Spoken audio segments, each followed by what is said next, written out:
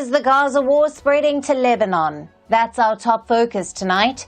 Israel's defense minister has issued a warning. He says Israel can take Lebanon back to the Stone Age if it wants to. How will the Hezbollah react to this? Is Lebanon ready for war? And how will it affect the region? We'll decode all of that on the show. Meanwhile, NATO has got a new leader, former Dutch Prime Minister Mark Rutte. What does he bring to the table? How will he handle the war in Ukraine? In Bolivia, an apparent coup attempt, but the coup leader says the president put him up to it. Who do we believe, and how did the operation unfold? We have a special report. We are also counting down to the first presidential debate.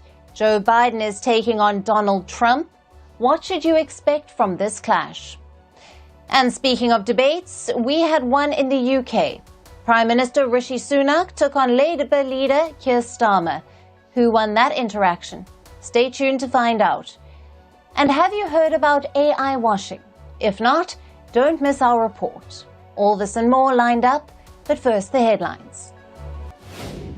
Former Chinese Defense Minister Li Shangfu expelled from the ruling Communist Party. Last year, he was abruptly sacked in unexplained circumstances. Li is suspected of accepting bribes and has been accused of abusing his position. Two ultra-conservative candidates pull out of Iran's presidential race just a day before the elections. This leaves 4 contenders, including one reformist, in the fray.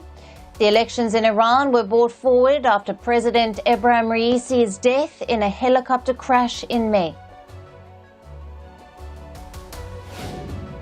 A historic day for the domestic benchmark indices in India. Sensex goes past the 79,000 mark for the first time. The Nifty also hits a lifetime high. The main drivers behind the rise were the return of foreign institutional investors to the domestic market and growing purchases in index heavyweights. Kazakhstan will hold a referendum this year on whether to build what could become Central Asia's first nuclear power plant. Kazakhstan is the world's largest exporter of uranium, but in 1999 it shut its only small-scale reactor that was mainly used for water desalination. And the South African men's cricket team reached their first ever ICC final. They beat Afghanistan in a low-scoring match in the T20 World Cup semi-final. South Africa will now face either India or England in the final on Saturday.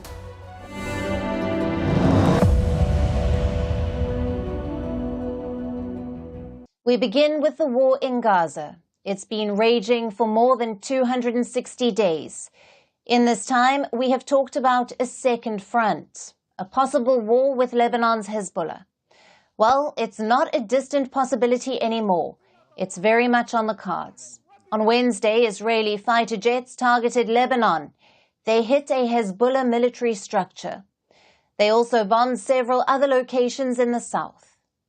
Now, this incident wasn't isolated. It's part of an escalating trend at the border. Hezbollah has fired 5,000 rockets at Israel since last October.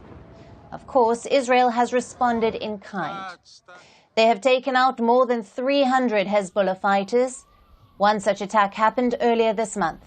An Israeli strike killed a senior Hezbollah commander. Back then, the group's leader issued a warning to Israel.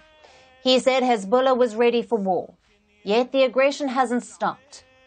On Tuesday, Israel's Prime Minister Benjamin Netanyahu visited the northern frontier. He also met some reservist soldiers. Israel says it's winding down the operations in Gaza, meaning it can focus more on Lebanon. The question is, can war still be avoided? Well, the United States is keen to avert it. Israel's defense minister has just wrapped up a trip to the U.S. He met Pentagon Chief Lloyd Austin, and among the issues discussed was Hezbollah. Israel says it will only attack if provoked. Our war is not with the people of Lebanon. Our war is against Hamas, against Hezbollah, and their backers, the Iranian regime. We are committed, and I am personally committed, to facilitating the delivery of essential humanitarian aid to Gaza. We only fight those who seek to harm us. Later on, the defense minister sharpened his words. He said Israel could bomb Lebanon back to the Stone Age if it wanted to. So tonight, let's look at the second front. How dangerous is it? And how would the fighting pan out? For starters, the Hezbollah is not the Hamas. They are better trained and better equipped. Hezbollah has more than 150,000 missiles and rockets. They also have close to 50,000 fighters, not ragtag mercenaries. We're talking about battle-hardened troops. Many of them fought in the 2006 war against Israel, and that conflict actually ended in a stalemate. Since then, Hezbollah's capabilities have improved. Last week, they released this drone footage. It shows sensitive locations like ports and airports in the city of Haifa. It was Hezbollah's way of saying, we can hit you where we like. Plus, the group has outside support. Iran is a key backer of this group. In fact, Hezbollah is the most important part of Iran's West Asian axis. Even the likes of Turkey are backing them. We should not provide an opportunity for this. Turkey is with the brotherly people of Lebanon and its state. I invite the other countries in the region to stand in solidarity with Lebanon. Support will also come from the Houthis, another group aligned with Iran. The Houthis operate from Yemen. They have been targeting ships in the Arabian Sea and the Red Sea. The Yemeni armed forces, alongside the Iraqi Islamic resistance, carried out a joint military operation targeting the Israeli ship in the port of Haifa with a number of drones. The operation has successfully achieved its objectives. Finally, you have Iran. They will have a new president by next week, a leader who will be eager to consolidate power. So Tehran will not stand by if Hezbollah is attacked. They may use their proxies to strike Israel, or they may get involved directly. Either way, it means more escalation in the region. But here's the interesting part. Neither side is ready for such an escalation. Lebanon's economy is in the dumps. Around 33% of their people live in poverty. So the country is in no position to bankroll a war. Israel's problem is political. Netanyahu's strategy in Gaza is already unpopular. Thousands of Israelis are protesting against him. They want a new government to bring the hostages back. So can Netanyahu really afford another war? Logic says no. But Netanyahu's strategy has often contradicted logic. He has used dangerous escalations to cling onto power. We saw that earlier this year. The U.S. was becoming vocal in its criticism of Israel. So Netanyahu took out senior Iranian commanders in Syria. This triggered a chain of events in West Asia. First, Iran launched a direct attack on Israel, which forced the U.S. to bury its differences with Netanyahu. Now we are seeing a repeat of that strategy.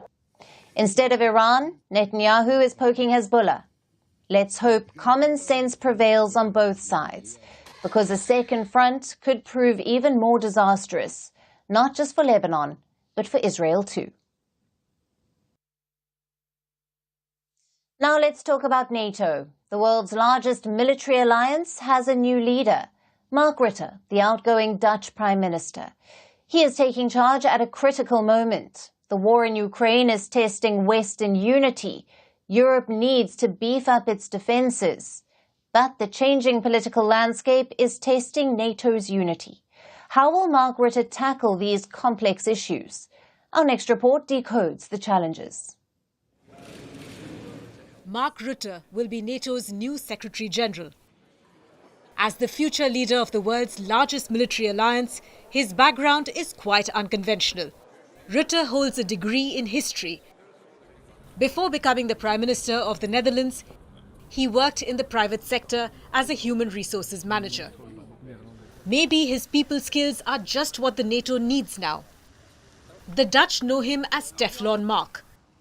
Rutte spent 12 years in office, leading 4 coalition governments during that time. But it wasn't all smooth sailing. His government faced numerous scandals, including one over child welfare fraud in 2021. But Rutte not just managed to navigate his way out of these crises, he continued to keep the top job, without any stain on his image. On the international stage, he proved to be an effective operator as well. Rutte forged strong relationships with a diverse set of leaders, from Germany's Angela Merkel to French President Emmanuel Macron, even former US President Donald Trump. Rutte had everyone's ear. As the chief of NATO, his coalition-building skills will be put to the test again. His biggest challenge will be the war in Ukraine. As Prime Minister of the Netherlands, he has been a strong ally for Kiev. We must stop the Russian aggression, Putin's aggression, together with our partners and allies, united, determined, in solidarity. That is the only way. But not all NATO members share the same feelings. Countries like Hungary were initially opposed to his candidacy. Viktor Orban had placed a veto on Rutte's name. The Hungarian leader wanted some assurances. He didn't want his troops to be deployed to deal with the crisis in Ukraine. Orban was also against spending Hungary's money on the war. Rutte had to agree to those demands. He may face more pushback in the months ahead. Next month, NATO leaders will meet in the US for an important summit. The alliance will mark its 75th anniversary. It needs to address critical gaps in its deterrence. The war in Ukraine has exposed the limits within NATO's defense manufacturing capabilities. Leading NATO members in Europe, like the UK, Germany, France and Italy, are facing shrinking troop numbers. Plus, there is a budget shortfall to address. At the summit, we will also address NATO's deterrence and defense, including investment. And as you mentioned, President, I strongly welcome that this year a record of 23 allies, including France, will invest at least 2% of GDP on defense. Mark Rutte will formally take over in October, but all these challenges will be on his mind. And he needs to hit the ground running right away. A Hollywood action flick is unfolding in Bolivia. An attempted coup, a hallway altercation, soldiers on the streets, and finally, a return to calm. It's truly been a nervous 24 hours for the South American country. But what exactly happened? On Wednesday, soldiers and armored vehicles gathered in La Paz. They moved in on the place called Morelos Square. That's where Bolivia's government is seated. The presidential palace is also there. An armored vehicle rammed into the palace gates. Once it was opened, the soldiers flooded in. Take a look.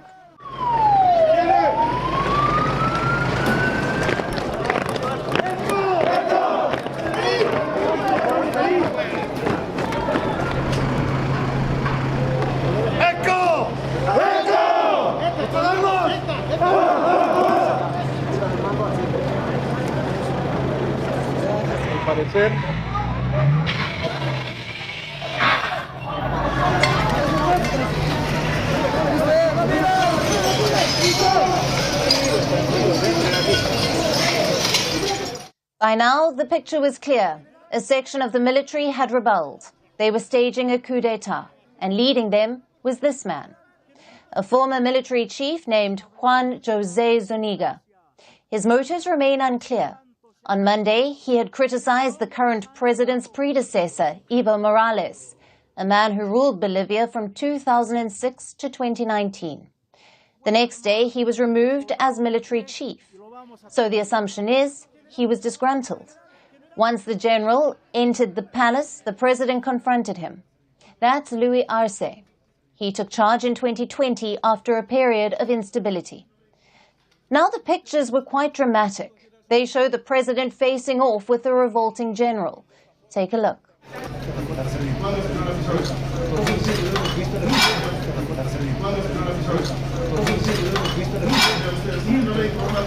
Presidente Arce está ahí, hablando con el general Zúñiga. With soldiers inside the palace, the president turned to his strength, the people of Bolivia. He addressed them from inside the palace. He asked them to take to the streets to protect democracy. Today, we need the Bolivian people to organize and mobilize against the coup and in favor of democracy. We cannot allow that once again coup attempts claim Bolivian lives. And it worked. Hundreds of protesters hit the streets. They took on the rebellious Bolivian soldiers. It was indeed a wise strategy. Bolivia has a history of being ruled by military dictators. Their reigns have the same template: unstable, violent, and corrupt.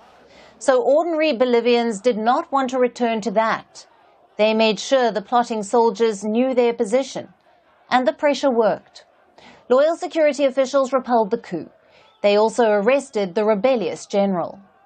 Afterwards, the president appointed a new military chief. He asked all revolting soldiers to return to their units. In simple words, the coup was thwarted and democracy won. The coup leader was paraded in front of the cameras. The president also gave a victory speech from the palace balcony. Listen in. They wanted to surprise us and surprise the Bolivian people. We have reacted, and the mobilized people have also allowed us to reverse this coup attempt today. Thank you, Bolivian people.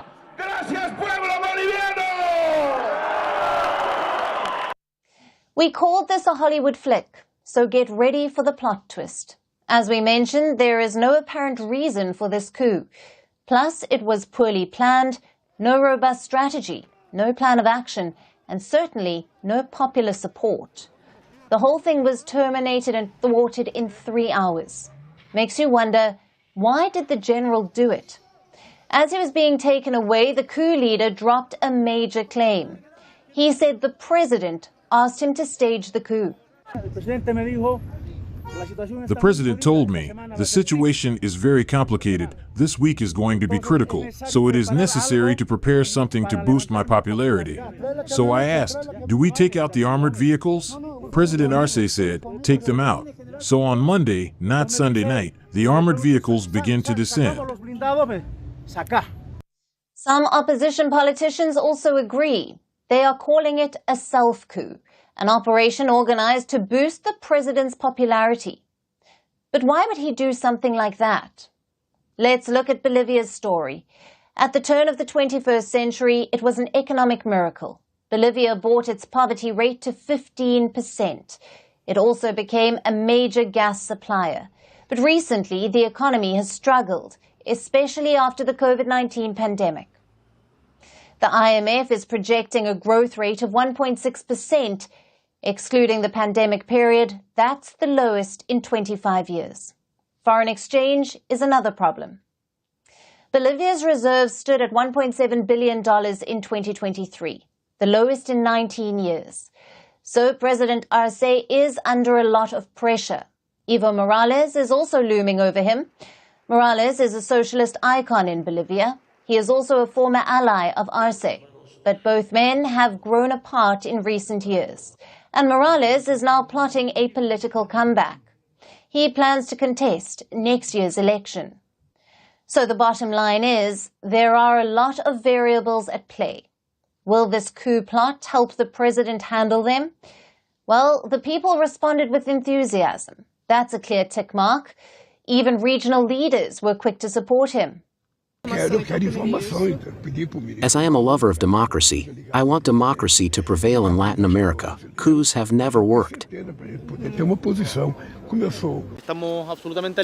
We condemn the attempted coup, and we call for the institutions to function, for the Constitution and laws to be respected. And we are denouncing, from Venezuela, a coup against Bolivian democracy. That's another tick. But was this coup a real attempt to snatch power, or was it staged to help the president? As a general rule, we must always believe the president over a coup leader. The rest depends on the investigation. The coup leader now faces up to 20 years in prison. Let's see what the probe reveals. In the United States, it's that time of year again. The time for presidential debates. Every 4 years, US presidential candidates battle it out on stage. It allows candidates to be in the spotlight. It's a way to woo voters and a way to make the opponent look bad. This time, it is Joe Biden versus Donald Trump. Now, US presidential debates are standard practice. It's been happening for decades, but this one is quite unusual. There's a lot that is new about this debate. One, it's a current president debating a former president. That's never happened before in US history. Two, CNN is hosting the debate. Usually it's the job of the Commission on Presidential Debates. It's a non-partisan body. It conducts presidential debates, but for the first time in 3 decades, a US media network is doing it first. Three, it is one of the earliest debates in history. The elections are in November. We are in the month of June. Debates usually happen closer to the polls. Plus, none of the two candidates have been officially nominated, so a debate now makes no sense. 4, there is no live audience. It's a major departure from past debates. This deprives candidates of the momentum of having supporters. 5, microphones will be cut when speaking time is over, so there will be no speaking over each other. But Trump will get the last word. And last, it's the age of the candidates. Biden is 81 years old. If he wins, he will be the oldest US president at 82 years of age. By the time he completes his term, he will be 86. Trump, on the other hand, is 78. These two are the oldest candidates to run for the US presidency, which makes age quite a significant factor this time. For 90 minutes, voters will focus on just one thing: how the candidates conduct themselves. Will Biden take a tumble? Will he get lost for words again? Or will Trump lose track of what he was saying? That's something people will keep an eye out for. Some 73 million people viewed the first Biden-Trump presidential debate in 2020. So all eyes are on this one too. But it looks like Americans are not too happy with the choices they have.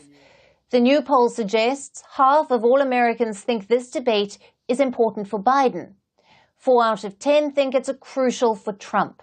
So all eyes are on the two candidates. Which brings us to the debate itself. Will it be a friendly affair? It's highly unlikely. This is the first time Biden will be in the same room as Trump since 2020, and the last debate wasn't really smooth. I'm not going to answer the question. Why would you answer that because question? the question is the question Supreme Court justice, radical left. Will you shut up, man? Listen. So what will the two candidates focus on? For Trump, there are 2 key issues: economy and immigration. Voters believe Trump would do better on them. For Biden, it's abortion and health care. Voters feel he will do better on them. But Biden has another trump card. It's the former president's conviction. Polls suggest the guilty verdict could cost Trump some support, especially among the swing voters. Biden would want to capitalize on that. Are the two candidates prepared enough? Biden has spent the week off the radar. He is at the Camp David retreat near Washington. Reports suggest that he is fine-tuning his attack lines in mock debates. Trump's preparation has been more relaxed. He's had some dress rehearsals.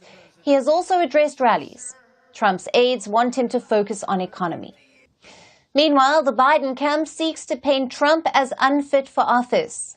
So the stage is set. But no matter what the outcome of the debate is, it's too soon to take a call. Like I said before, this is one of the earliest presidential debates. It's happening months before the polls. So by the time November comes, it will be a blip in the memory of Americans. Even if there's damage, both candidates will have time to do damage control. They have another debate in September. That could have a more direct impact. So while this debate may be the first on the calendar, but it is unlikely to do more than set the tone for the months to come.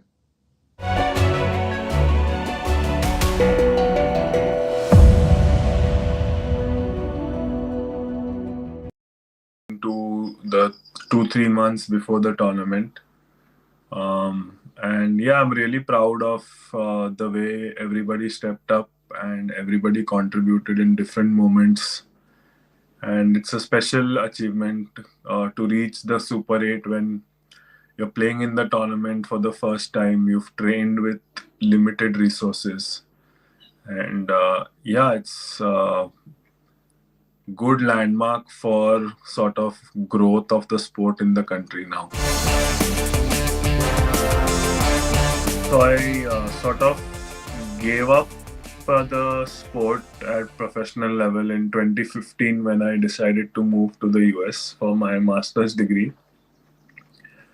Yeah, I never expected to sort of play cricket, let alone play professionally. When I came to college, saw a few players, like few students playing for fun, joined them in college. Then realized that they had formed a college cricket club, and they used to play college tournaments. So just started playing for fun, like alongside my studies there. Got a job in San Francisco, discovered club cricket on the weekends. There it was mostly social cricket. Started playing that for fun every weekend with my job. I didn't used to train or practice or anything like that, just used to play on the weekends. In those club teams, I had...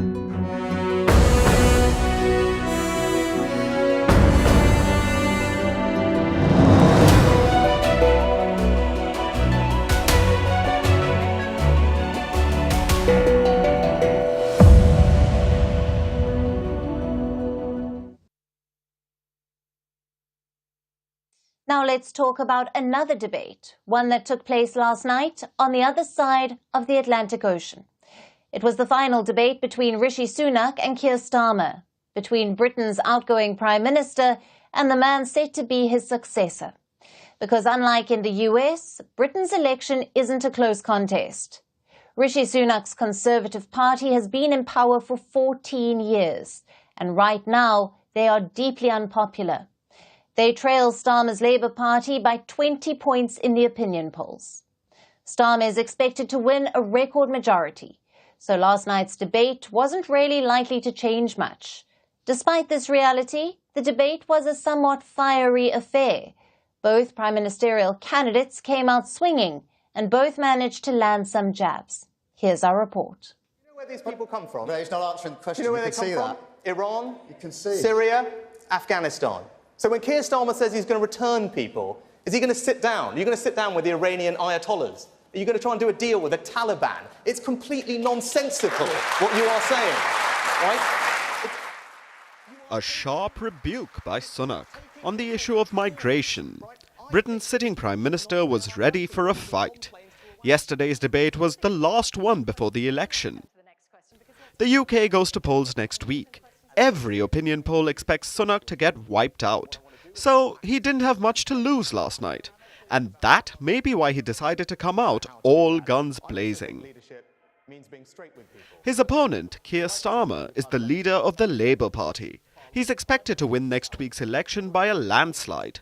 Not because he's popular, but because people are fed up with Sunak's Conservative Party. The Conservatives, or Tories, have ruled the UK for 14 years. In this time, they've had 5 prime ministers. They went through Brexit. Their economy is in turmoil. And during COVID, the Tories angered everyone by partying during lockdown. All these missteps have led to public anger. The Tories are 20 points behind Starmer and his Labour Party in opinion polls. Starmer is on the verge of becoming Prime Minister, so all he really had to do was survive Sunak's onslaught last night. He even managed a few zingers of his own. And I just want to address Beverly's point. You opposed it when I announced it.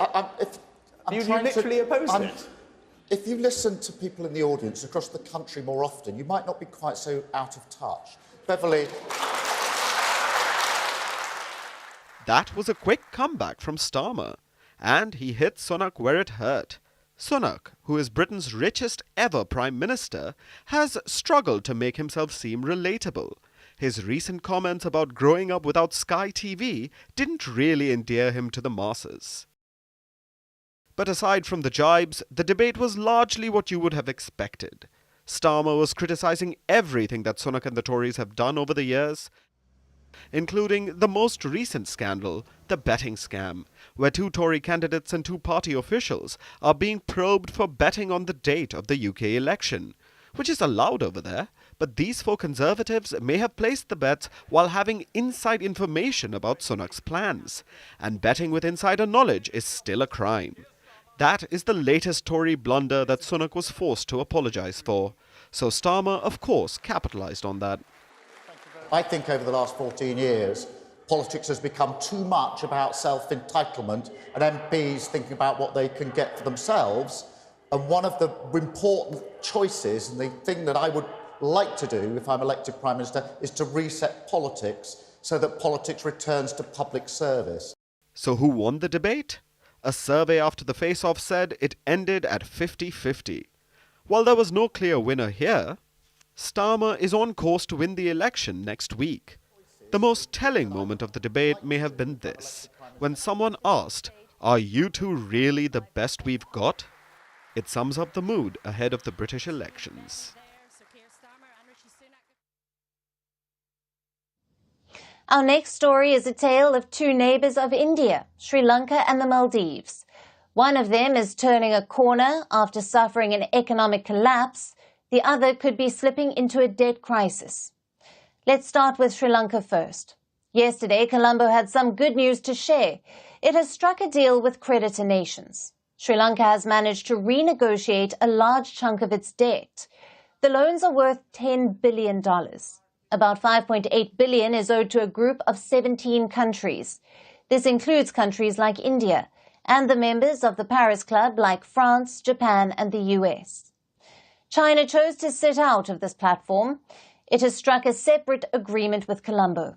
That takes care of loans worth $4.2 billion. This restructuring helps Sri Lanka immensely. Loan payments will be postponed until 2028. After that, Sri Lanka will have time until 2043 to repay this debt. That too on concessional terms. So overall, Sri Lanka's debt burden has been reduced. The job is not done yet. Some commercial loans are yet to be renegotiated. But this is a win for Colombo. Sri Lanka can now start focusing on development projects again. Now that we have achieved a crucial milestone in debt restructuring, there are legal opportunities for these countries to resume all projects funded by foreign loans. Moreover, we can look forward to initiating many new development projects. It was a bitter road to recovery for Sri Lanka. The island nation went bankrupt in 2022. It ran out of foreign exchange. Sri Lanka was plunged into chaos. From food to fuel and cooking gas, there was severe shortage of many essentials. Hospitals had run out of drugs. Critical surgeries had to be delayed. Massive protests broke out across the country. It led to the ouster of the powerful Rajapaksas. Mahinda Rajapaksa, the then Prime Minister, resigned. His brother, President Gotabaya Rajapaksa, fled the country. The crisis was that severe. It was during this time India stepped up to help Sri Lanka. It extended at least $4 billion worth of aid and helped to stabilize the country. Sri Lanka's economic collapse served as a cautionary tale for the region, especially for those who borrowed heavily from China and remain financially vulnerable. The Maldives finds itself in a similar situation, and it appears they haven't taken any lessons. Yesterday, a leading credit agency downgraded its debt. We are talking about Fitch. It believes the long-term debt of the Maldives carries more risk now. Now, they released this assessment yesterday. It highlights 3 problems: falling foreign reserves, high debt repayment bills, and continued need for financing. Simply put, the debt levels are high and the Maldives is not generating enough revenue to close the gap. Earlier this year, the IMF had warned about this too.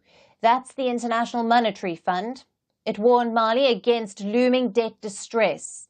The IMF has advised the Maldives to raise revenues, cut spending, and reduce debt.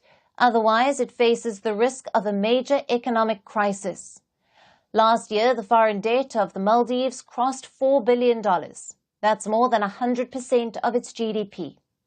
Clearly, the Moizu government has its work cut out. They need to start paying attention to the economy.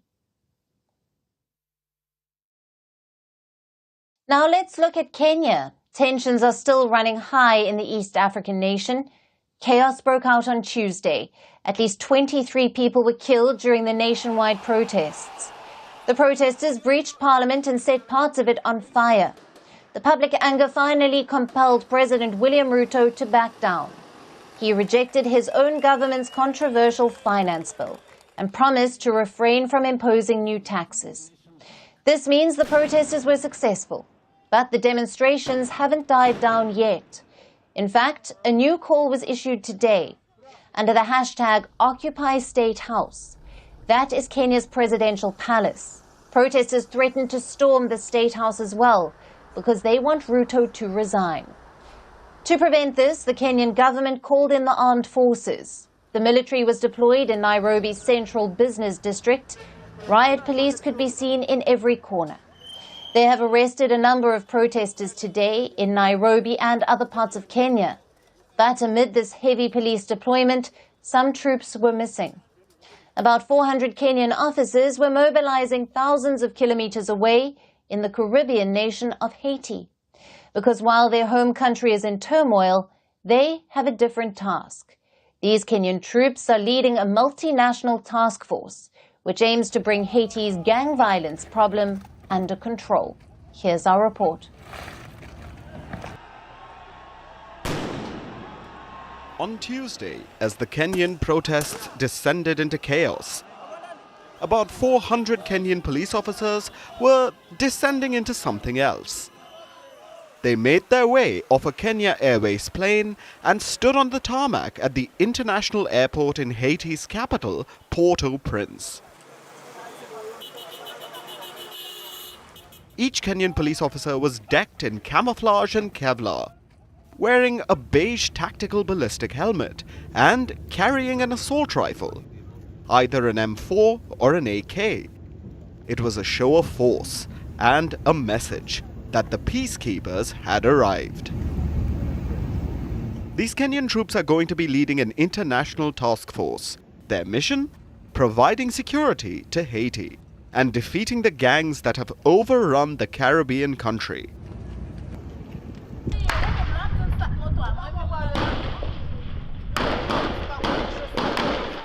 Violent gangs have taken over various parts of Haiti. They control about 80% of the capital, Port-au-Prince. The gangs even forced Prime Minister Ariel Henry to resign. Haiti's current Prime Minister is this man, Gary Conille, and he personally welcomed the Kenyan troops yesterday. From as far away as East Africa, the people of Kenya have heard the cries and sufferings of the Haitian people, and they are here in a spirit of solidarity with our police. The first contingent has been mobilized and is solidly in place to accompany and support Haitian strategies to regain our security, house by house, neighborhood by neighborhood, town by town. The Kenyans will be in charge of a 2,500-member task force. According to Conille, they will go house by house, neighborhood by neighborhood, and town by town to eradicate the gang menace in Haiti. The Kenya-led mission has drawn mixed reactions from the locals.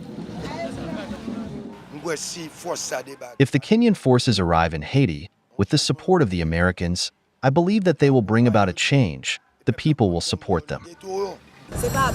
It is not the foreigners that will solve our problems. It is up to us to come up with solutions. But still, we accept the help because we cannot go anywhere because so many areas of the country are lawless. This is the fourth major foreign military intervention in Haiti. Obviously, the previous three didn't work. But the big difference this time is that the foreign force is being led by Kenya. Troops have been deployed despite Nairobi's domestic issues. Let's hope that the Kenya-led mission succeeds in bringing peace to Haiti. Now let's talk about loneliness. It's not the same as being alone. It is not about how many people are around, but how you feel, and it may impact your stroke risk. According to a new study, and the first of its kind, loneliness may increase the risk of a stroke by as much as 56%. And this is not the only problem it causes. Loneliness can impact your health in surprising ways. So how does it affect your mental and physical well-being, and why? Here's a report. 15 million. That's how many people suffer a stroke worldwide each year. Of these, 5 million people die. Another 5 million are left permanently disabled. Stroke is one of the leading causes of mortality and long-term disability worldwide. It's your brain's version of a heart attack, so it's critical, time-sensitive, and life-threatening. And do you know what increases the risk of a stroke? It's loneliness. As surprising as it seems, according to a new study, loneliness can increase the risk of a stroke by as much as 56%. This is the first study of its kind to find such a link between the two, but not the first to show how loneliness can impact one's health. Loneliness is a major global threat. It comes with mental and physical implications. But before we get to that, let's define loneliness. It's not the same as being alone. It's not the same as social isolation either. It's the gap between the level of connectedness you want and what you have. So loneliness is subjective, and it's not all bad. In fact, feeling lonely is important. In small doses, it works like hunger or thirst. It's a sign that you're missing something. But chronic loneliness, much like chronic hunger, can be deadly. Why? Thanks to evolution. It has made the human brain seek safety in numbers, so loneliness is seen as a threat. This triggers a fight-or-flight response in the body. Stress hormones are released, blood sugar levels rise, heart rate increases, and so does blood pressure. Fewer antibodies are released, meaning loneliness takes a toll on the body. What's the result? Higher risk of insomnia, depression, muscle inflammation, heart disease, dementia, addiction, and even suicide. According to research, loneliness increases the risk of early death by 39%. It's as deadly as smoking 15 cigarettes a day and more lethal than consuming 6 alcoholic drinks a day. Here's another shocking statistic for you. Loneliness kills far more people in the West each year than terrorists and murderers, because loneliness is a silent killer. So how can we deal with it? What makes someone lonely is often unique to them, but this doesn't mean that loneliness is an individual problem. 33% of adults are lonely across the world. Most of them belong to Brazil, followed by Turkey, India, Saudi Arabia, and Italy. Meanwhile, the Netherlands, Czech Republic, and Croatia are some of the least lonely nations, with loneliness levels below 10%. So the numbers vary, but what do they tell us? That loneliness is prevalent across the world. And this makes it a policy issue. Some countries know it already. The UK, Japan, and Sweden have ministers of loneliness. Meanwhile, some nations have employed other creative measures. The UK, Sweden, Ireland, and Australia have adopted a chatty bench, which is a park bench where strangers can talk to each other. So the solutions might differ, but it's time to give the problem some real thought. The Beatles already suggested a good starting point. All the lonely people, where do they all come from? Where do they all belong? For our next story, let's go back in history. It's the late 1990s. Internet was booming, and with it came the dot-com bubble. Any company with .com in its name grew too fast. It did not matter if the business was sound or if it was financially viable. Take Pets.com, for example. It sold pet supplies online. The company rode the dot-com wave. It attracted big-name investors, including Amazon. In 2000, the company raises $82 million in an IPO. But 9 months later, it went bankrupt. Why? Because a catchy domain name can't be a substitute for a viable business model. In the ever-evolving landscape of technology, every season brings with it a new trend. Some of these are innovative. Others are more about the hype. So what's the breakout technology of 2024? Ask anyone, and they will tell you it's artificial intelligence. AI is the new darling of the tech world. In 2022, artificial intelligence entered our daily lives.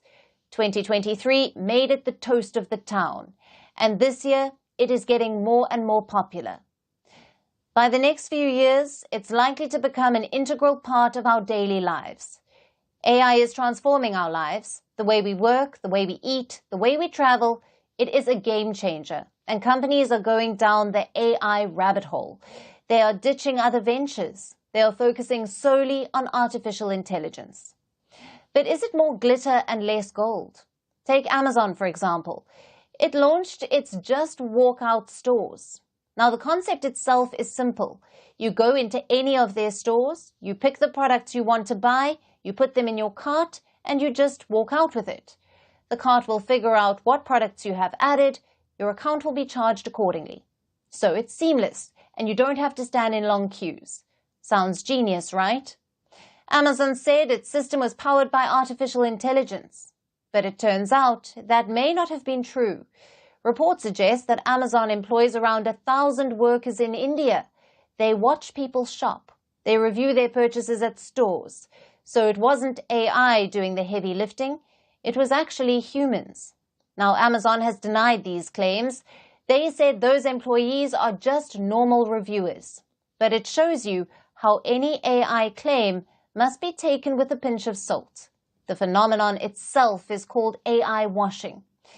It is the modern-day alchemy. Companies sprinkle a little bit of artificial intelligence magic dust on their offerings, and voila, their products seem more advanced than they are. Now, don't be mistaken. Artificial intelligence can revolutionize industries, but that potential is often lost, especially in the noise of the marketing hyperbole. Take 2022, for example. 10% of companies mentioned AI in their pitch. Fast forward to 2023, and the number was up to 25%. Founders believe if they have to draw investors, they must keep talking AI. Some companies claim to use AI when actually they are using less sophisticated computing.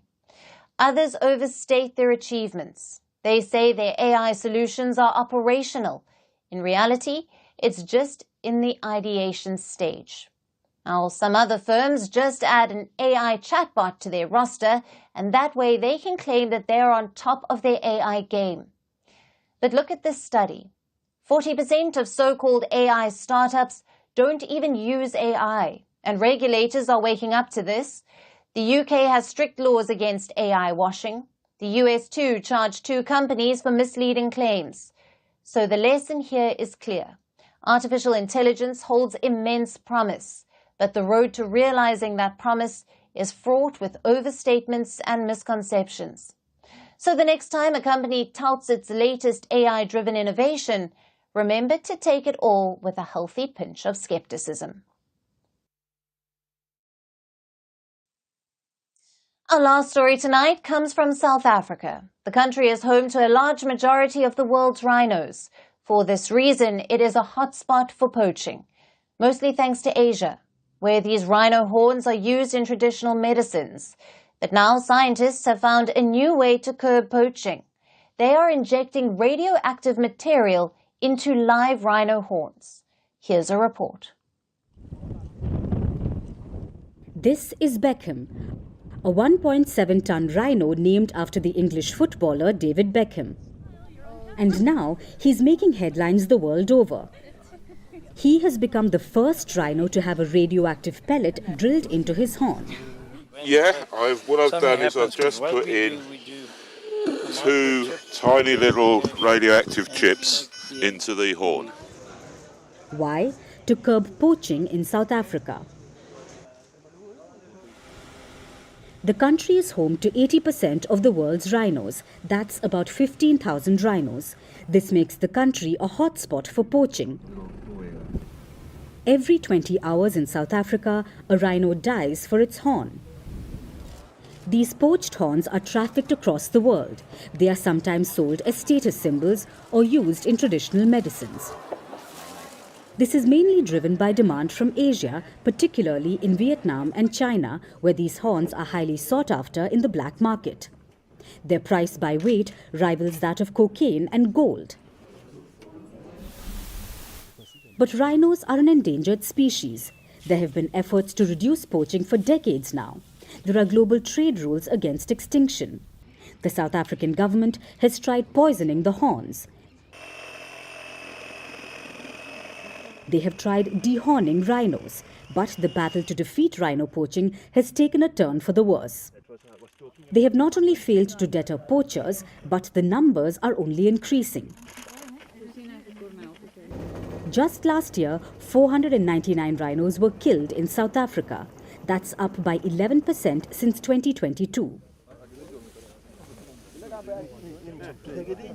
So now, scientists have come up with an ingenious solution. They are injecting radioactive material into live rhino horns. And with this, they are hitting two birds with one radioactive pellet. First, the injection poisons the horn, making it bad for human consumption. This depletes the value of horns on illegal markets. Secondly, the radiation makes the horns easy to detect. Most border control points have radiation detectors. So the idea is radioactive horns will set off the detectors and alert the authorities. Detect these horns as they are. We tried to poison the horns, that didn't work. Dehorning doesn't work. Nothing works. But this is something you can't destroy, you can't throw it away, and it petrifies people, you know. Oh, it's radioactive, so we gotta run. That's what we want. Scientists say this method is completely safe. During the process, rhinos are put to sleep so they don't feel any pain. The dose is strong enough to set off the alarms of the detectors, but it doesn't cause any damage to the animals. So far, only one rhino has been injected with the dose. 19 more are slated to receive the injection. Only time will tell if radioactive rhinos are able to fight back against poaching.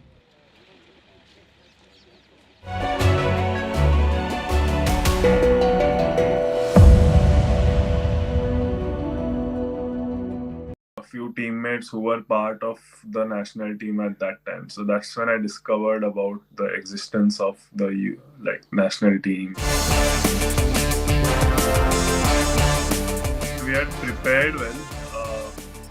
Leading into the tournament, we had two series. We played a 5-match T20 series against Canada and we won 5-0. And we played a T20 series against Bangladesh and we won 2-1. I think that gave us a lot of confidence that the team combination was forming well and everybody was performing in their roles. I think it's made a big difference. You can see local media have caught on to it. A lot of local people had shown up for the games and they are now very interested in understanding about what the game is. It has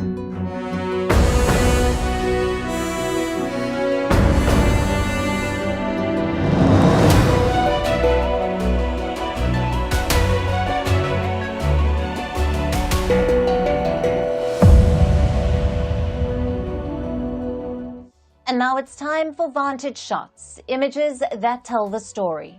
In Washington, high temperatures melt a replica wax statue of Abraham Lincoln. Ballet dancers perform by the River Thames to spread hope amid the growing climate crisis. And in Indonesia, people scale an active volcano to pray for rain. Finally, taking you back in history, on this day in 1871, the yen became the official currency of Japan. It was first introduced as part of Japan's modernization efforts. The yen replaced a complex system of local currencies. It was modeled after the European decimal currency systems. Leaving you on that note, thank you for watching. See you tomorrow.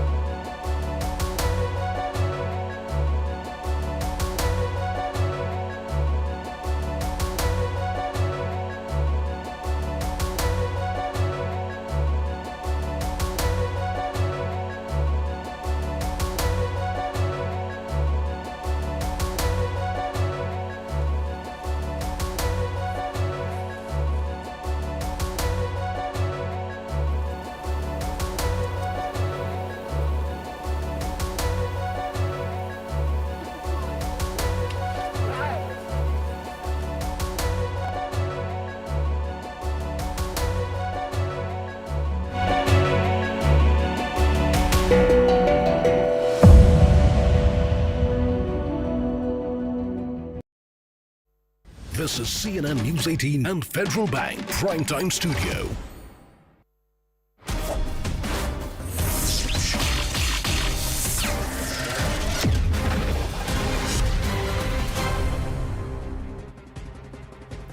Namaste, Jai Hind, and welcome to this edition of The Right Stand. I'm Anand Narasimhan, coming to you live from the CNN News 18 Federal Bank Primetime Studios.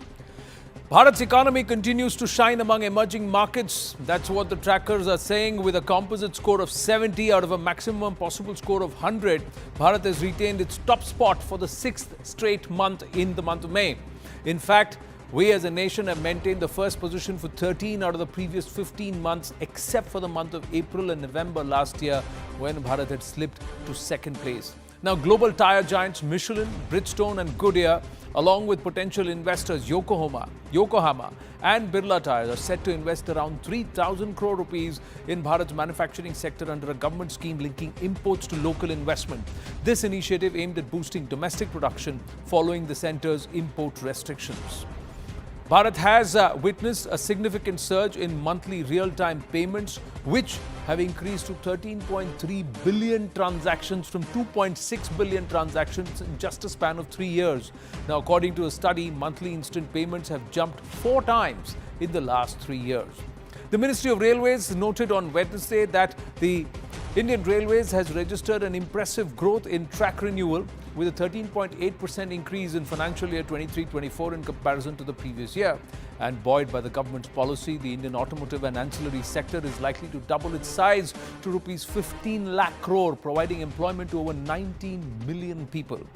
So, while Bharat continues to go on the rise, there is also a rise in the political heat, ladies and gentlemen, with a buoyant opposition wanting to corner the government, which continues to remain confident that it will continue on its path of that dream for a Viksit Bharat. Now remember, last year, the Adhinams of Tamil Nadu came into limelight yet again because it was they who handed over the Sengol to Prime Minister Narendra Modi for being placed next to the Speaker's podium at the new Parliament House that was inaugurated in May 2023. Now, if we go back into history, the Sengol tradition was never a symbol of power.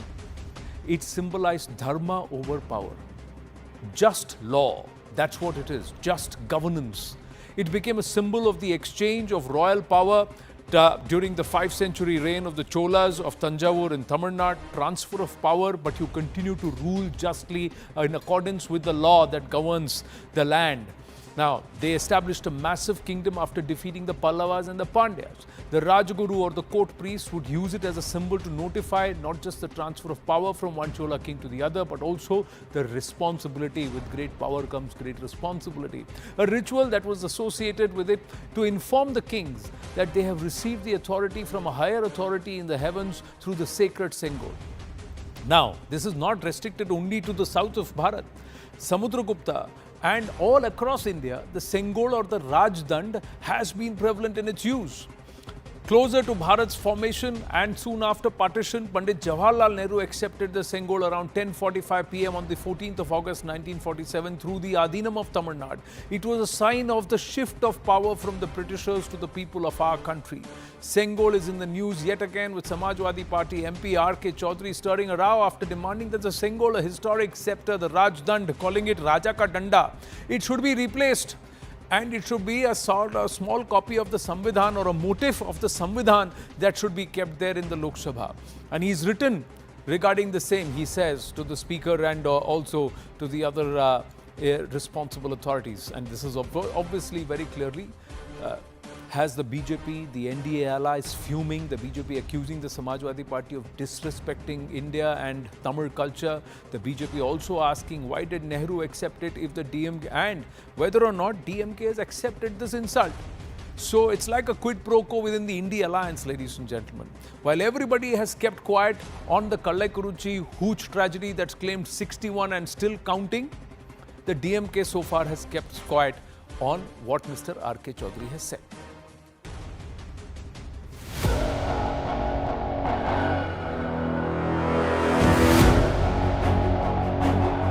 Sengol प्रतीक है राजदंड का और संविधान प्रतीक है लोकतंत्र का। तो अगर रखना ही है तो सेंगोल हटा के संदर्भों से वहाँ संविधान की एक मोटी प्रति रख देना चाहिए। मैंने क्या कहा, जब प्रधानमंत्री जी ही प्रणाम करना भूल गए तो इसका मतलब उनकी भी इच्छा कुछ और होगी। Scepter is the identity of monarchy only. Even this scepter which they had carried to the parliament was presented by the British monarch to Nehru. हटाइए या ना हटाइए, संविधान की एक बड़ी प्रति लगाइए। ये वही मानसिकता है जिसने सेंगोल को कई वर्षों तक वॉकिंग स्टिक बनाकर रख दिया था। आज जब उसे सही सम्मान और स्थान मिला है तो समाजवादी पार्टी जो रामचरितमानस का भी विरोध करती है, आज वो सेंगोल पर भी अपमानजनक टिप्पणियां कर रही है। It is the silly politics played by BJP. They're trying to move the sentiments of which they want, their narrative.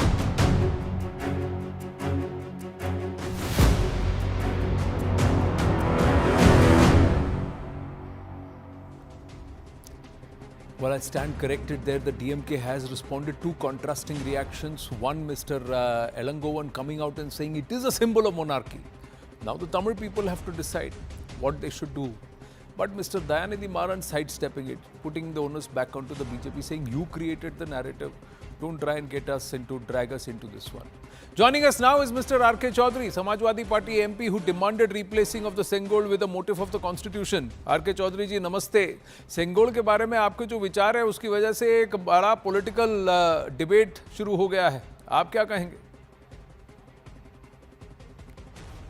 Sengol उस समय तैयार किया जाएगा था जब देश आज़ाद होने को था और मकसद था इस देश के पुरोहित लोगों की संख्या काफ़ी थे। उन्होंने सलाह दिया कि ट्रांसफ़र ऑफ पावर के समय कोई ऐसा चीज़ प्रेजेंट किया जाए जो उस समय के लॉर्ड माउंटबेटन हैंड ओवर कराएं सत्ता को यहाँ के पीएम को, प्रधानमंत्री को।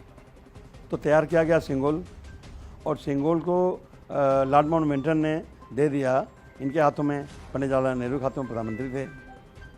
पंडित जवाहरलाल नेहरू ने इसको ससम्मान सेंगोल को लिया और उसे इलाहाबाद के संग्रहालय में रखवा दिया। मामला शांत हो गया, काफ़ी आदर हुआ उसका। अब इस समय सरकार बीजेपी के है, इन्होंने सेंगोल को वहाँ से हटाया, लाके संसद भवन रख दिया। अब संसद भवन लोकतंत्र का मंदिर है और यहाँ आवश्यकता है संविधान की। देश संविधान चलेगा, एक प्रक्रिया चलेगा। तो हमने खाली इतना कहा कि राजा रजवाड़ों के टाइम पे सेंगोल की अहमियत थी। आज वो पुरानी बातें हो गई, हम उसका सम्मान करते हैं, लेकिन प्रधानमंत्री माननीय श्री पंडित जवाहरलाल नेहरू ने उस सेंगोल को ले जाके रख दिया इलाहाबाद के संग्रहालय में। सेंगोल मतलब होता है राजदंड। राजदंड मतलब होता है राजा की छड़ी। उसका राजा की छड़ी नहीं है आर.के. चौधरी जी, उसका वो राजा छड़ी लेके चलता नहीं है। वो राजा के लिए ये रिमाइंडर है, इस बात का प्रतीक है कि वो न्याय के तौर पर और न्यायिक तौर पर जस्ट होकर प्रजा के हित में अपना काम करे, प्रजा का सेवक बनकर काम करे और धर्म की हमेशा रक्षा करे। धर्म यानी कि राइटियसनेस, जो सही है उसका, जिससे कि समाज सही रहे। तो इधर इसका अगर ये संसद में है तो उससे क्या दिक्कत है? नहीं, ये इसके अस्पताल भाई अगर न्याय प्रतीक है, नहीं अगर आज भी है तो देश के सुनिए हाँ जी, सुनिए, हाँ सुन रहा हूँ। अब यही मैंने कहा था कि सवाल का जवाब मिलेगा। हाँ, प्रश्न पूरा किया मैंने, अब आप जी हाँ बोलिए। सवाल का जवाब तो मिलेगा। हाँ हाँ बोलिए। सवाल ये प्रश्न नहीं है, हाँ। तो आपकी थीम है। थीम नहीं है ये सेमाइकोल राजदंड समुद्रगुप्त के समय से इसको इसी का प्रतीक माना जा रहा है। अगर वो न्याय प्रतीक है हाँ, तो देश की अदालतों में होना चाहिए। अदालतों में क्यों? अदालतों में तो न्याय किया जाएगा अगर कोई वहां अदालत जाएगा, लेकिन जो देश के लिए पॉलिसी बना रहा है उसको प्रजा का हित, समाज का हित सबसे आगे रखना है। और जब वो वहां बैठा है तो इसीलिए उसे संसद में रखा जाएगा। राजा के हाथ में उस वक्त दिया जाता था, अब प्रतीक देश के चुने हुए सरकार के सामने है कि हमेशा सेंगोल को देखे और न्याय करे, सही काम करे। इसमें क्या आपत्ति है आपको? आप उसको अलग से बताओगे आप उसे ना उसका महत्व था नहीं, जब यहाँ राजा महाराजा थे। नहीं, महत्व तो हमेशा रहेगा, प्रतीक है वो तो सिंबल है ना चौधरी जी। सिंबल तो है, सिंबल है, उसका सम्मान करते हैं। तो दीपावली में फिर आज तो आप ये कहेंगे फिर दीपावली में दिए मत जलाइए, आप कहेंगे अब तो लाइट बल्ब आ गया, उस वक्त इलेक्ट्रिसिटी नहीं थी, दिए जलाते थे, अब दीपावली में दिए मत जलाइए, ऐसा तो नहीं है ना। एक प्रतीक है, एक सभ्यता है, एक संस्कृति है और एक परंपरा है जिसको आप आगे लेकर चलते हैं, तो उसी परंपरा को आगे लेकर चला जा रहा है। इसका अगर संसद में रहेगा तो आपको क्या दिक्कत है? मैं आपसे बस ये प्रश्न पूछना चाहता हूं। भाई रखा ही गलत गया भाई, उसकी सही जगह थी, उसकी सही जगह कहां थी, ये आप कैसे डिसाइड कर सकते हैं? आप कौन, आपको क्या अधिकार है ये डिसाइड करने का? और आप जो डिसाइड करेंगे वही होगा, ऐसा तो नहीं है ना। जो परंपराएं हैं हमारी उसको भूल जाएं, उसको छोड़ दें, तो दीपावली में दिए ना जलाएं। मैं पूछ रहा हूं आपसे। अब वो परंपरा नहीं चलेगी। क्यों नहीं चलेगी? महाराजा तो राजा महाराजा भी दिवाली मनाते थे, राजा महाराजा भी दान करते थे, राजा महाराजा भी पूजा पाठ करते थे, तो अब हम वो सब छोड़ दें? जब पंडित नेहरू ने रखा था तब क्या दिक्कत थी? तब तो किसी ने प्रश्न नहीं पूछा।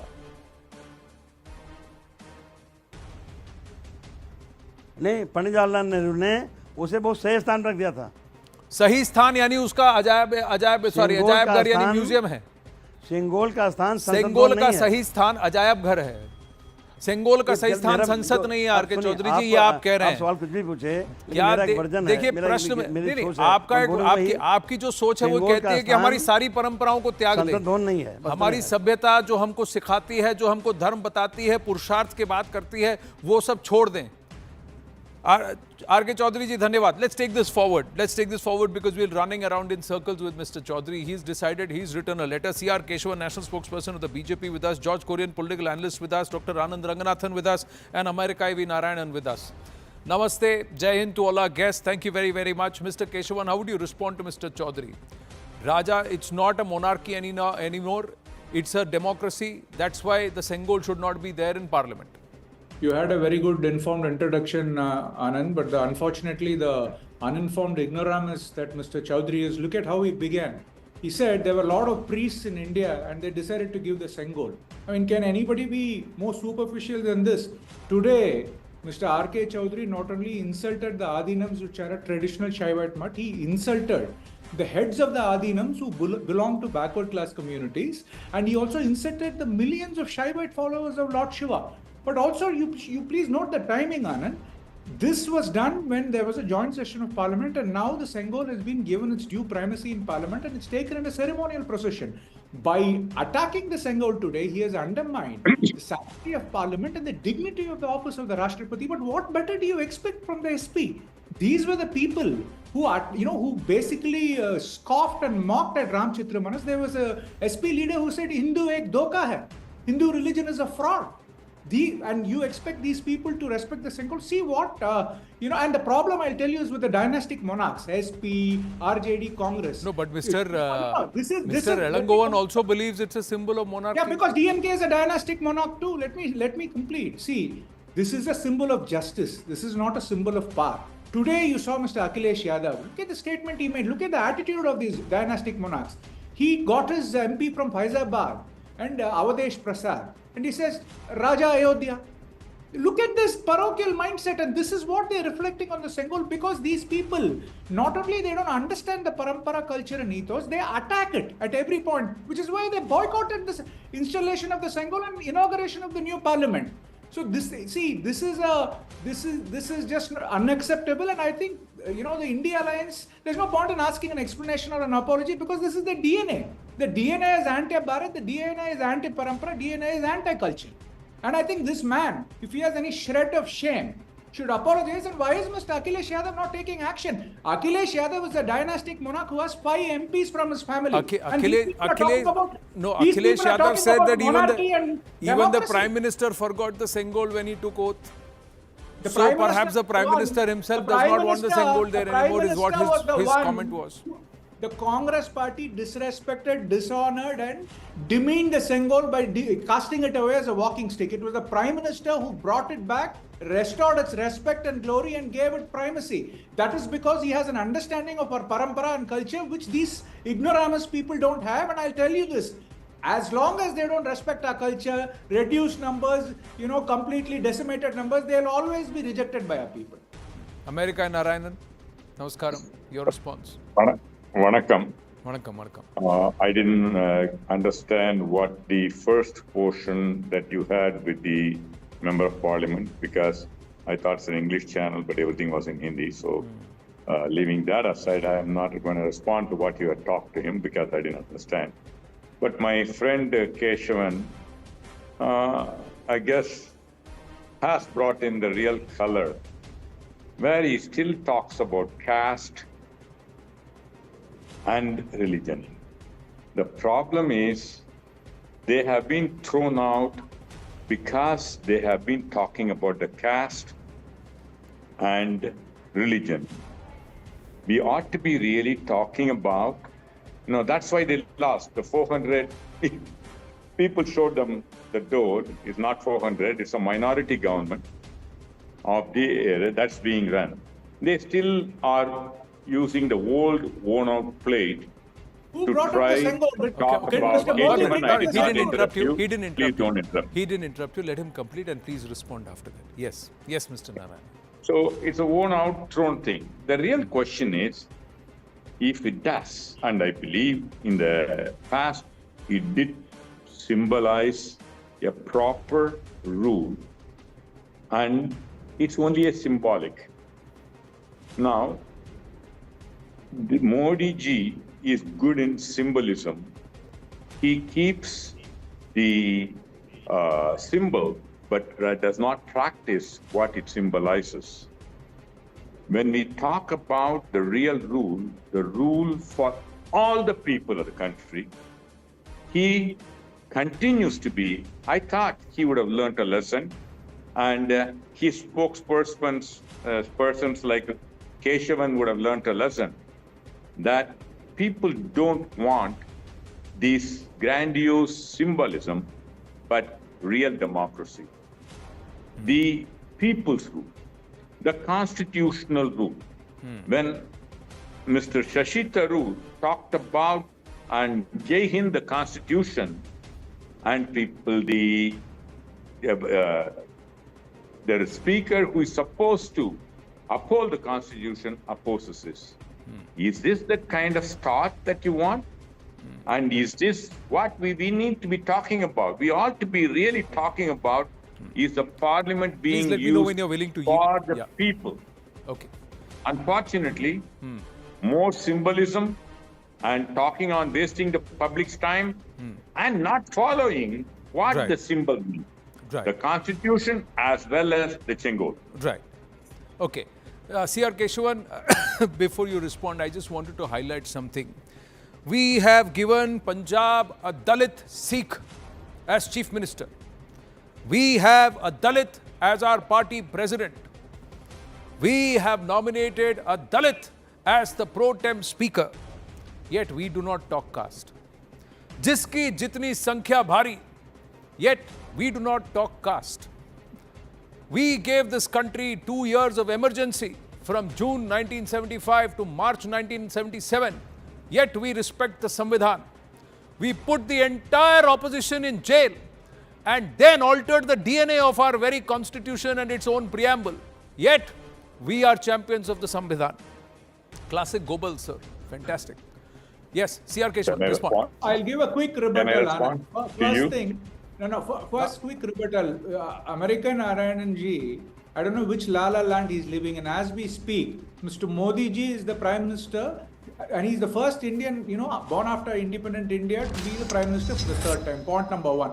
Who raked up the Sengol?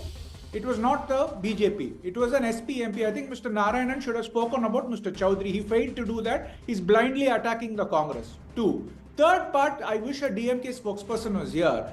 These people talk about Sangam literature, Silapadigaram. Silapadigaram and Kannagi's tale talk so much about the sacred scepter and the Sengol. And the Tirukural, which Modi ji has taken all over the world and translated into many languages, there is a separate chapter on Semmai. I think Mr. Chaudhary, the uncultured ignoramus, should understand that it comes from the word Semmai, righteousness. And Danda is what the dynastic monarchies beat up their MPs with. And they are all sycophants. And these people have the nerve to talk about danda. So I think, let us be very clear. On one side, you have the Prime Minister who's restored the parampara and culture and has given due respect to,